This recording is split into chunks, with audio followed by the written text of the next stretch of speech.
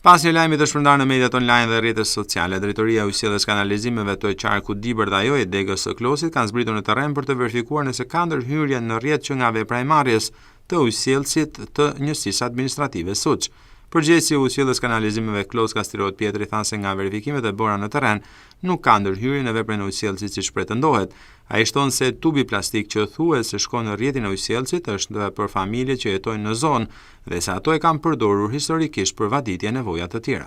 Për sa i përket lajmit që ka dalë në portale që merret ujë i pakontrolluar për depot që furnizon ujë në pishëm në Kurdari dhe Suç, kjo nuk është e vërtetë, sepse ne sot jemi në terren për ta verifikuar këtë lajm. Jemi këtu që s'ka asnjë lloj tube që hyn në depot e ujësjellësit. Tubacioni që është pak më poshtë është privat për familje që janë aty, për stanet, për bagtinë e tyre, s'ka lidhje fare me ujësjellësin e Kurdarisë dhe të Suçit. Të pikërisht ajo tuba poshtë që siç e patë dhe ne do ta ndjekim nga pika e marrës deri në pikën ku shkon, është për familjet që janë poshtë aty, jetojnë aty, e përdorin për vaditje, për bagti, që nuk ka fare lidhje me ujësjellësin.